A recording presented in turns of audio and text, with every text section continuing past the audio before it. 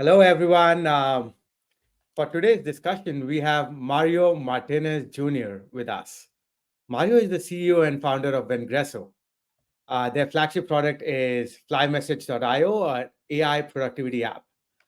With 26 years in B2B sales, marketing, and executive leadership, Mario was named most influential CEO in software solutions by CEO Monthly in 2023 and has also been featured in Salesforce.com's documentary, The Story of Sales. He also hosts the Modern Selling podcast. Mario, we are thrilled to have you on our podcast today. Welcome. I'm so excited to be here with you, Karan. Thank you very much for having me.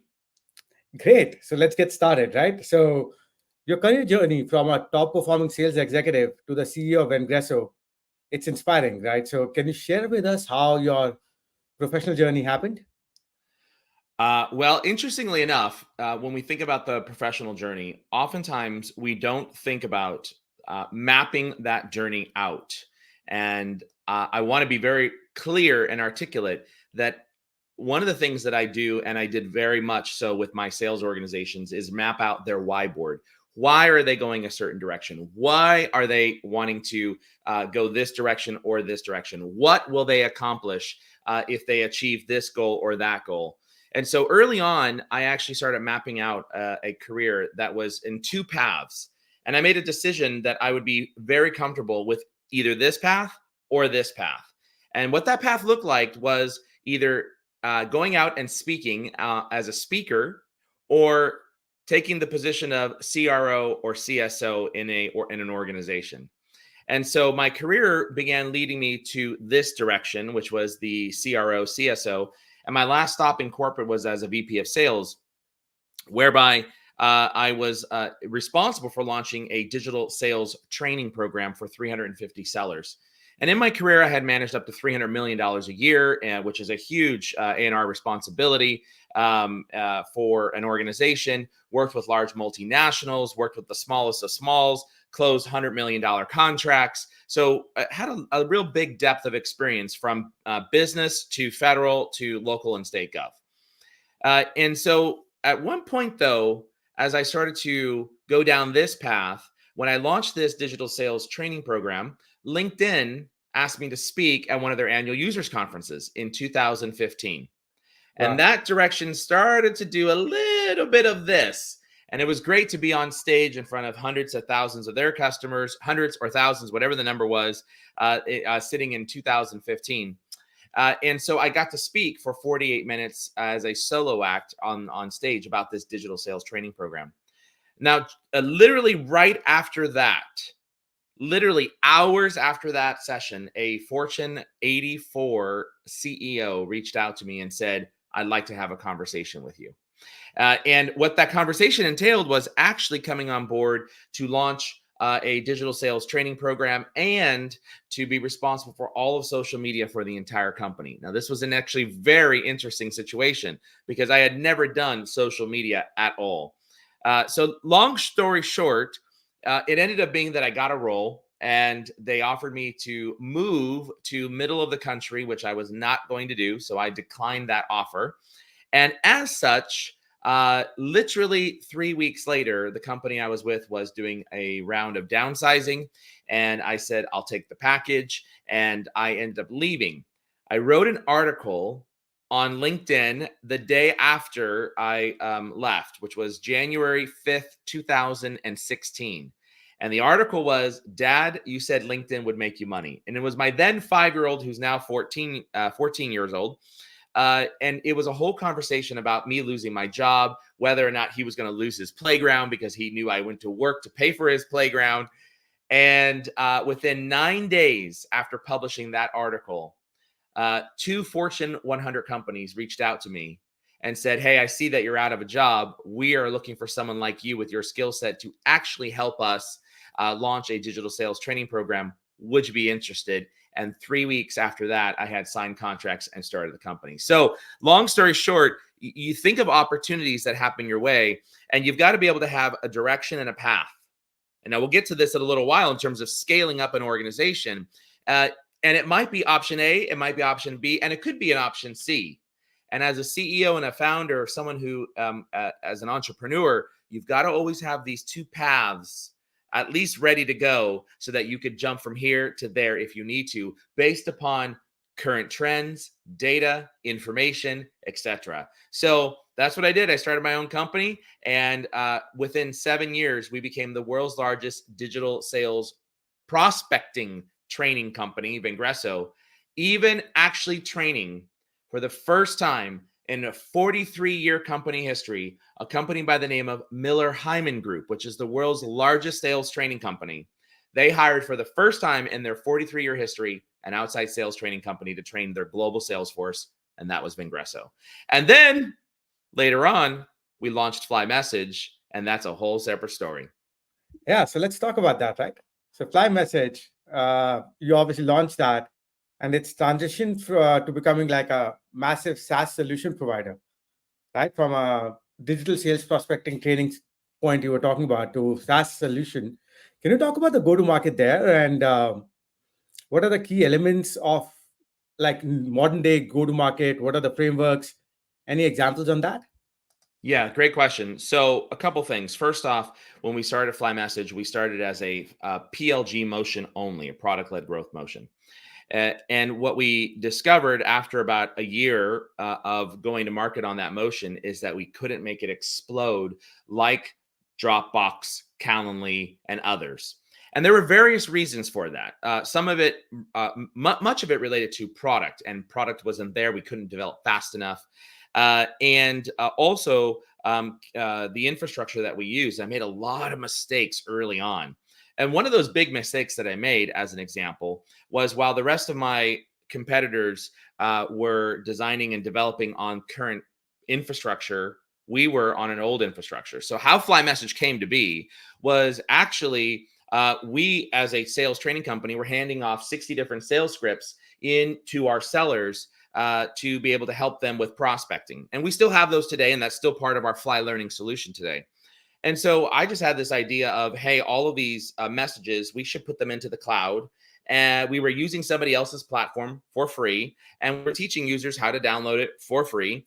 And when if we put them into the cloud, they could use a few short keystrokes to build it out anywhere, and they could go on Salesforce, they could be on HubSpot, they could be on Gmail, Outlook Online, LinkedIn Sales Navigator, and use the same message everywhere. Now that was unique because nobody else was really doing that.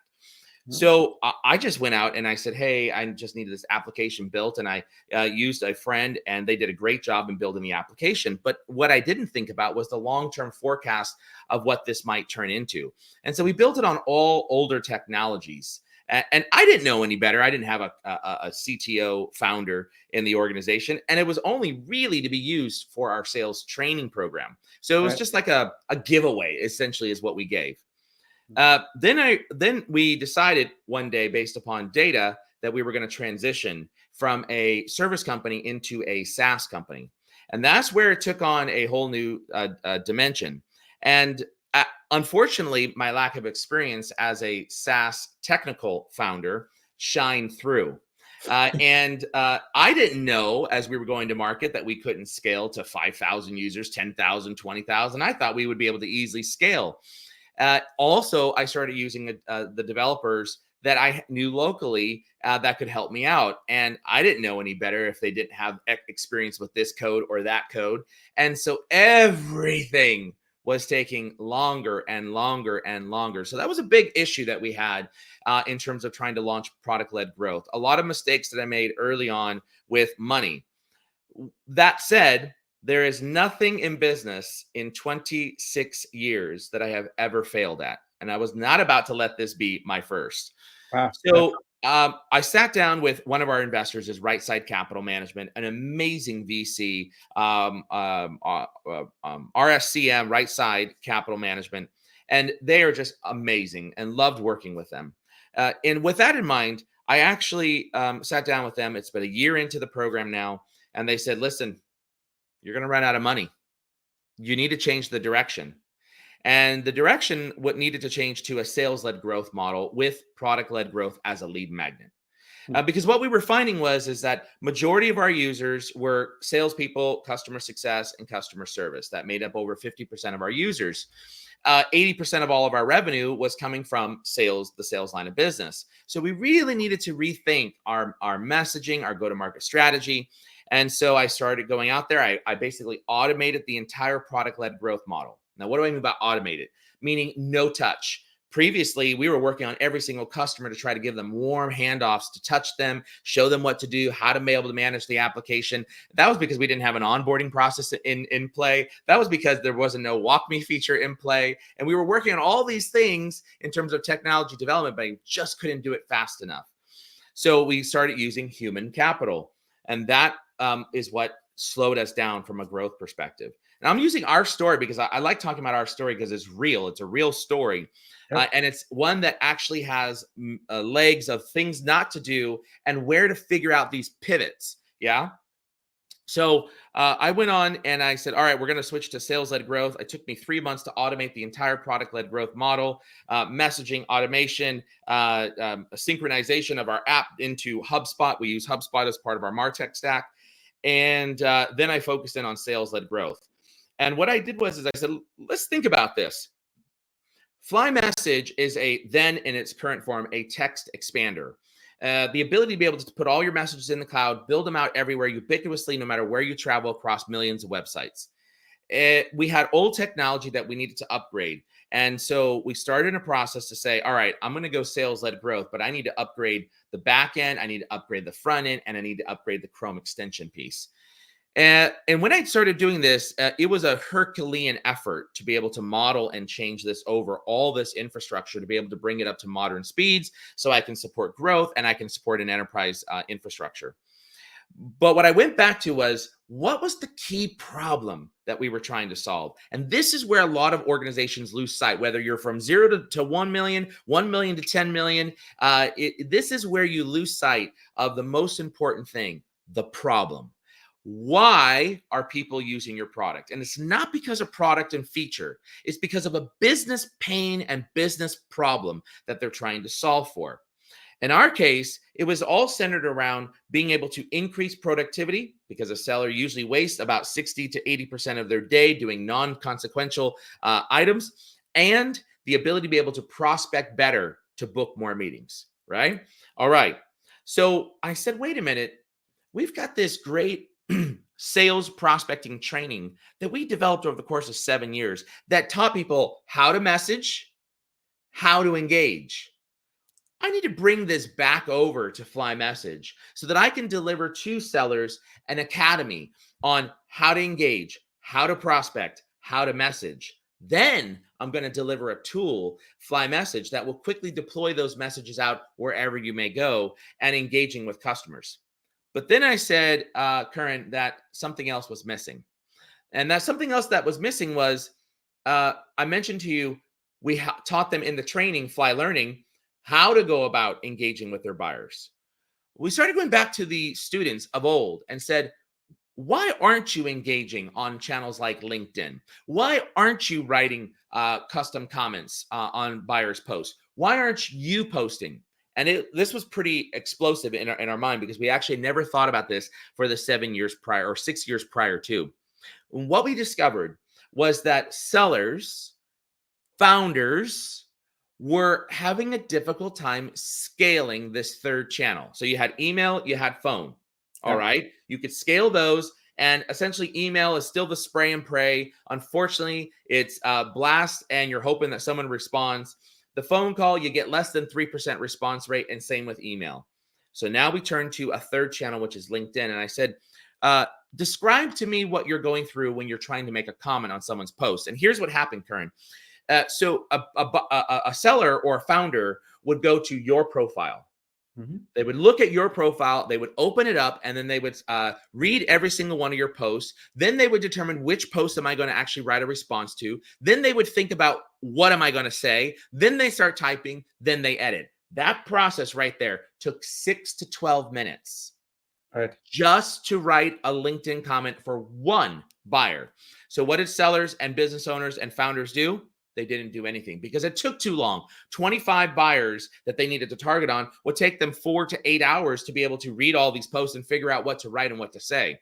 So we said, we are teaching people how to engage. What if I took Mario's brain and all of our social selling capital and put it into AI and modeled it so that you would have 3 predefined easy buttons for a salesperson that would just click and say, write a curious reply, write an optimistic reply, write a thoughtful reply, using all of the social selling training that we've had for the last 6 years. And that's what we did. We took a 6 to 12 minute long process and brought it down into less than 15 seconds. Awesome. And Mario, like, this is great. Like, what a story, right? So why sales led? Why could this not be PLG? Like, what are the elements which made it more successful with the sales led motion? And then how did you scale it? Like, talk to us more about that. The So sales led versus PLG is super interesting. look, the reality is you can spend 100 meetings with 100 users to get $132, or you could spend 1 meeting with 1 customer to get $132,000. And so this is the challenge between product-led growth and sales-led growth. If in the beginning you can scale product-led growth so that it has absolute virality, and you're bringing in users, not just freemium users, but users that are able to use the platform, tell other people, and convert, right? And what the metrics for PLG is somewhere between 2 and 4% is the average conversion rate. So if you're hitting 2 and 4%, you're not doing bad. But the problem is, in our case, we were adding on anywhere between 200 to 700 new activations per month. That wasn't enough, Karan, to pay the bills. So we either needed to scale that to 10,000 a month, or we needed to turn our attention to sales-led growth, meaning we're going out there. Now, as a sales influencer myself, as well as someone who taught prospecting, as well as someone who's converted into a SaaS company, what we needed to do was go back to our VPs of sales and VPs of sales enablement, CROs, CSOs, and I needed to start using what's called the warm market. And you want to think about the 0 to a million. That's really the focus of how do you scale this in the beginning to be able to get that next set of capital that you need, right? So that 0 to 250, 250 to 500,000, and then 500 to a million. Those are your 3 buckets, the way I look at it, and based upon my training. And so in all those 3 buckets, you've got to pull different levers. Yep. And this is what makes it very difficult when you are, in this case, a solo founder, or in other cases where you've got one founder that's technical, one founder that's business, one founder that's product, as an example, is you've got to pull all 3 of these levers, and you need to pull them almost sequentially. There's the inbound, there's the outbound motion, and included in those inbound and outbound are many different elements. But then I call this the warm market. So that's that 3rd lever. Now, the 3rd lever might be outbound. You might lump that into outbound because you're really reaching out. But it's right here. This is a 3rd and very, very important lever that you've got to pull. And you've got to be willing to go out there and ask people for help. You got to be willing to go out there and ask for a favor. You got to be willing to be able to say, can I show you this? And if there's opportunity to work together, that we work together. And then you got to be willing to say, can you help me? And those are important elements in the beginning phase. And when you start getting that inbound, and you start getting those customers that are saying yes, yes, and yes, then you can start using that to talk with your outbound motions and or your inbound motions to be able to articulate, look at this customer ABC that is this size, or this customer that is from this industry, or this customer. So this warm market is super, super, super important. The product-led growth, however, also can be very important. Example, we have organizations that started out with 1 CSR and now have over 100 CSRs on the platform because one user wanted to find a solution to their problem, and they went out and sourced it. That's that prosumer model, the PLG motion. And so today we use product-led growth as a motion to be able to help us really learn and see where there's an opportunity at to be able to actually go into a sales-led growth motion. So with that in mind, choosing PLG versus SLG, it's all based upon the product. Fly message in and of itself is both a product-led growth and sales-led growth motion, meaning an individual is going to find a solution to their problem. They want to be able to help them use AI to increase their productivity in engaging with their target buyer on LinkedIn, as an example, writing posts, and or increasing their productivity of helping them deploy messages everywhere online. That's the PLG side. But then you look at the sales-led growth, and yes, leaders are looking to solve those problems I just mentioned over here. But what they're really looking for is to increase pipeline and to be able to increase the number of meetings. And that's where you got to find. So focus in on that product, really leverage that inbound marketing. Sorry, not inbound, the warm market, and focus in on how to leverage that to be able to ask for those favors. Now, on the inbound and the outbound, I've got a whole playbook behind that we've launched and we are launching. And we can go into talking about that in more detail. Mario, we should definitely do a second session on that. But let's crystallize some of this, right? So you did sales led. Walk us through the setup. Like when you're doing sales led, you're saying inbound, outbound, right? Like the different levels. Uh, what is working for you today? And how did you orchestrate? Well, first of all, the warm market. You start with that. Always start with the warm market. Who do you know? Who you're connected to? And a lot of founders make a mistake in thinking that I'm going to hire a sales team and all problems will go away. If you yourself are not able to sell, if you yourself have not taken deals all the way through the funnel, if you yourself are not closing deals, no salesperson coming in is going to change that trajectory. None.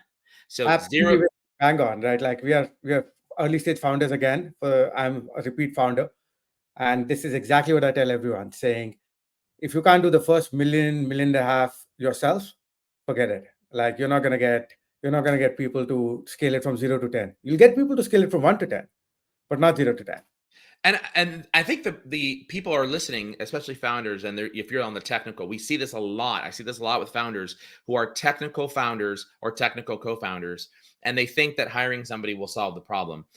Here's why, and I think it's super important, Karan, that we understand the why behind this. The why is there is nobody more passionate and more involved than you as a founder in your product. Absolutely. And if you cannot close a deal because of your passion and a problem that you're solving, no sales rep that you bring on from any country is going to solve that problem. The only possible way that might work if you brought in a sales co-founder and made them a co-founder where they actually have skin in the game, a significant skin in the game, and that might be a deficiency that you recognize in yourself. Which, by the way, for me, I have a deficiency in learning how to be a technical co-founder. I learned all about technology over the last 4 years as we started really working on the product and the platform. And I made a ton of mistakes that wasted a lot of money as well, right? So you can do it if you brought somebody in, or you can learn it and make a lot of mistakes. But it's very important that you understand that you'll never succeed unless you close it yourself. So a salesperson does not solve the problem. Right. What solves the problem is your passion, your fire, your problem that you're solving for with your product, and whether or not other people believe that product is big enough that they want to apply money towards it. Right. Right. And so that's really important. The next thing I think it's important is you got to go after that warm market, and you got to look at mutual connections. You got to look at shared connections. There's a great article. If you type in sales referral on Google and or even go to Vingresso YouTube channel, we have an entire video that's about 13, 14 minutes long that I take you through the 2-step process on how to get a 60% yes rate to a meeting request through the sales referral. That's your next lever. So pulling all levers, those are the levers that I would pull, is that one right there. The next lever I would pull from 0 to a million is centered on really starting to build the inbound traffic. Inbound is a long tail. So if you're smart, you recognize that it's not gonna help you in your first 0 to 500,000. It won't help you there, but it will help you in that 500 to 10 million. Right? Right there. It's a long tail. It's a 6-month long cycle. And so what you want to do is you want to start out by doing a couple things. Number one, You want to make a list of, if this is the beginning, from 0 to 500. You want to make a list of 20 burning, red hot, fiery questions that your buyers are asking. How to, what to, when to, where to, why to. Think about all those questions that your product solves. Now, it's important. You must have a problem. You must have a solution. So you make a list of those 20 questions, and then you turn on Zoom. It's free of charge. You record yourself on an HD camera from Logitech, and it's $25 to buy an HD Logitech camera. And you record yourself answering that question in 2 minutes or less. Yep. Then you take that video and you put it into platforms like Minvo, as an example, which is another tool in our marketing tech stack, or Capshow. And you upload that and you allow it to slice and dice and create small snippets of 30 seconds, maybe 20-second clips that you can use 3 or 4 or 5 times. And then you take that and you have those platforms write an article about it.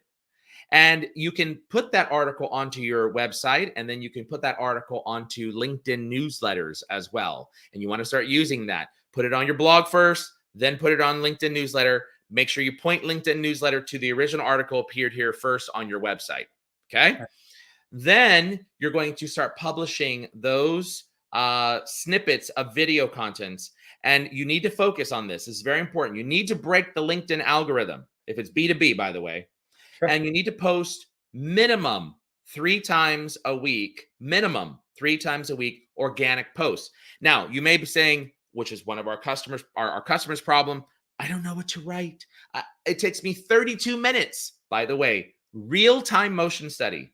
It took sellers and business owners 32 minutes to write a social media post.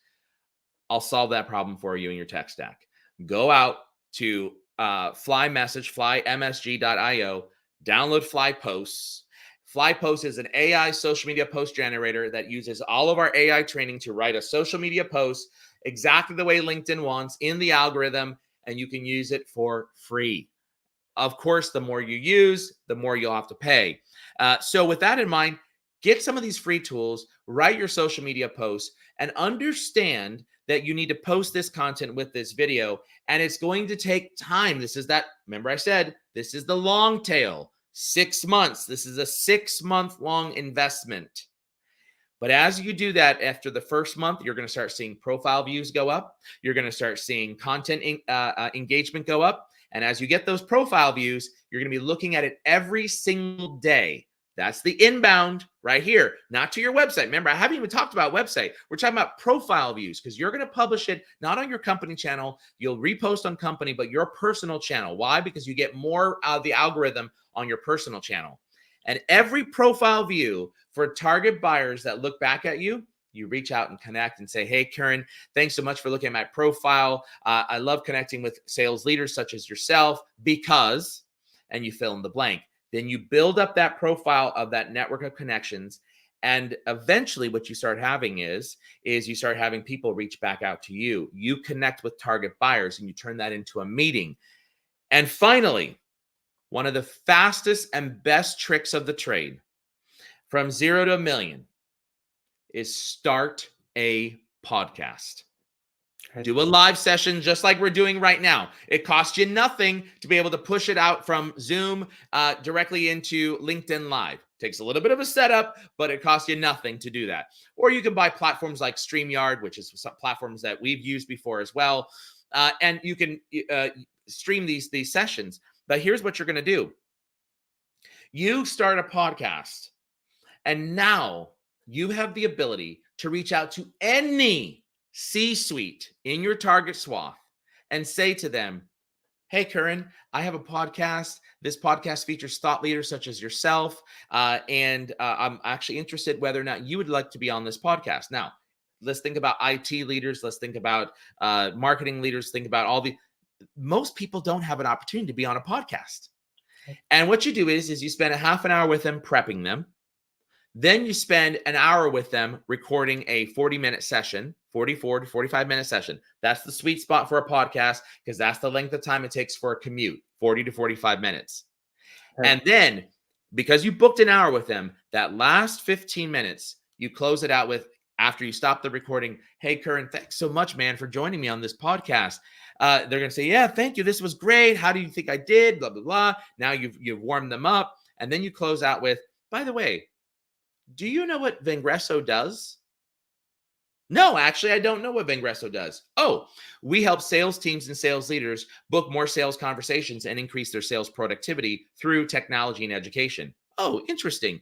And then my next question is, are you challenged with growing the sales pipeline? Do you have enough booked meetings? And they always say, no, not at all. We could always use more. Yeah. And I say, look, I know we're running out of time, but I'd love to be able to spend just 30 minutes with you. Would you give me that opportunity to spend 30 minutes with you to talk about this particular problem and how we solve it? Yes, because they just spent an hour with you getting to know you and warming up. And so that is an outbound motion right there that really drives. And you're using the podcast and all this video content, and you'll throw it into Minvo, have it write blog articles, Capshow, have it write blog articles, and you start putting that on your website. And all of these are low-cost solutions to be able to really help scale your inbound and your outbound efforts. But if you want to get into someone's office, get them on a video recording. Mario, this was insanely helpful. So you mentioned, look at all the people who have followed or you viewed your profile, right? And you start posting content. You start looking at warm into referrals. We are building a lot of solutions at Sprouts to automate these things, saying, hey, like how do you get your first degree referrals to the people you want to reach out to? Or like how do you extract who has liked or commented on your post? And then we add another step saying not everyone who's liked or commented is relevant, right? Yeah. So you qualify them, right? So my question to you is, how do you today do that? Is that a manual process? Like how do you find out who's viewed your profile, reaching out to them, Yeah. or like all those things that you mentioned? Yeah, good question, Karan. So we have some overlap in our product technologies, but we're actually good partners as well with Sprouts.ai. Yeah. And so what I would say is yes, we teach the good old fashioned use your brain to be able to do this. You know, the thing that we don't want to do is we don't want to bring spray and pray to connecting with real people and building relationships. Yeah. The worst thing I believe that you can do for your business as an individual seller is add more spray and pray. Look, we're spraying and praying on email. We start a campaign and away it goes. We're spraying and praying on phone mail. We put our phone dialing. Stuff comes into our dialer. We don't even know who we're calling before someone answers hello, and then it pops up on the screen all the details, and then we're fumbling through. Hi, Karan. This is Mario Martinez with Vengreso. You know, I'm reaching out because, and you use the same old line, but nothing personalized. Right. Email, nothing personalized. LinkedIn is a channel that I firmly believe that spray and pray should not be on. Absolutely. And this is why. Look, if Karan, if you and I, we know each other, but if you and I were to go out and we were to be introduced at a networking event, I wouldn't hold up my phone and scan you and say, let me put your picture in, and then let me get all my talking points to be able to figure out what I want to say to you and how I'm going to have a conversation with you. I wouldn't scan your face to say, let me see what AI is going to tell me. No, what I'm going to do actually is I'm going to actually have a human to human conversation with you. And I'm going to say, Karan, tell me about your business. What do you do? Oh, that's amazing. Oh, interesting. How do you do that? Oh, how long you been doing it for? And I'm going to get to know you. What are your likes? What are your dislikes? This is what we do as humans. We have to engage. And the thing that people forget about when using LinkedIn as a channel is that this channel is designed to create and build a warm market that people know, like, and trust you. And if you can't take applications of how you network in person into online, then you're failing at using this channel successfully. And so that's why I think it's very important that people don't just spray and pray. In fact, I got a connection request this morning, and the connection request said, hi, sales. That's what it said. Hi, sales.